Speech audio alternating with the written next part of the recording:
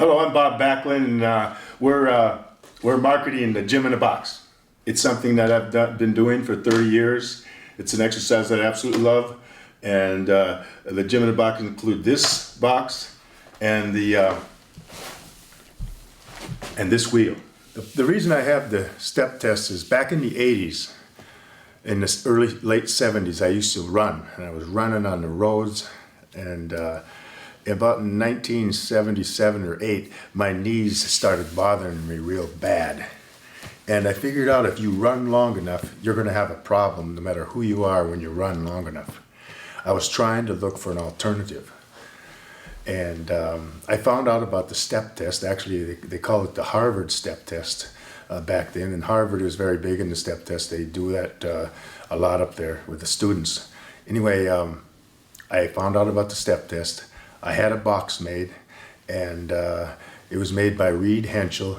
That was about in 1979, and I couldn't take it with me, but I did it in the gyms all the time on a regular basis, and I liked it so much that I decided that I'd like to take it with me, but I couldn't. It was too big.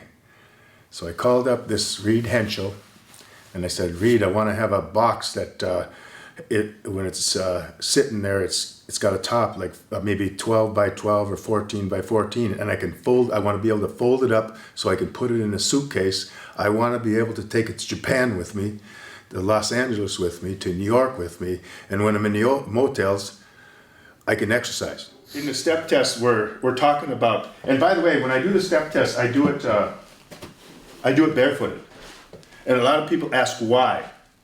And the reason is, when you get older, in your extremities of your limbs, like your arms and your feet, get cold and the circulation slows down.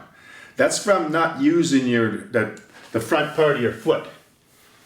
So I like to, on the step test, what I do is when I get my foot almost to where it's touching the stool, I count one. And when I count one, what I do is on the opposite foot that's on the floor, I get on my tiptoes. Now that front part of my toes and the front part of my foot are working hard, and actually it makes my calves work harder also. 22, 23, 24, 25, and then we switch. 1,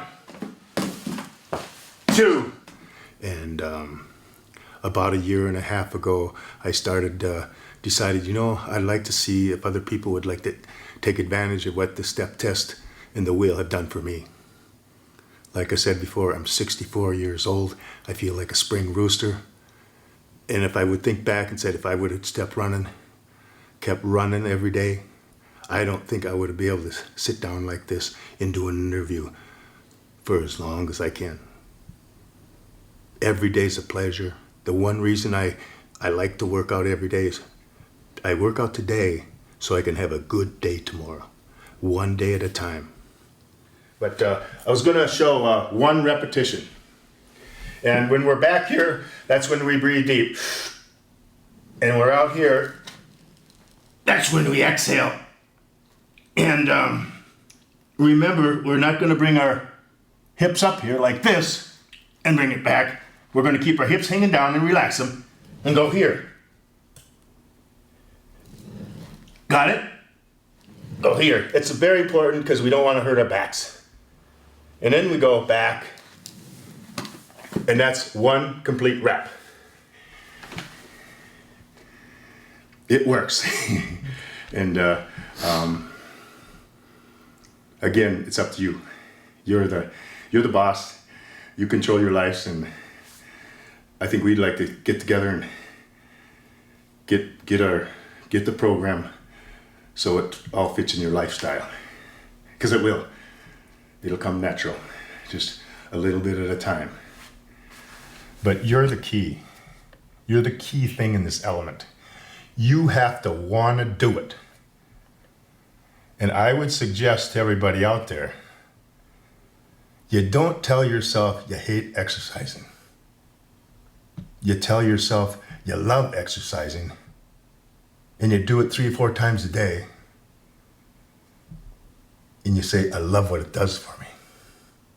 I love being able to run around all day the next day. One day at a time. But you can't go out and say, I don't like that. I'm miserable. You're making yourself that way. You are what you think.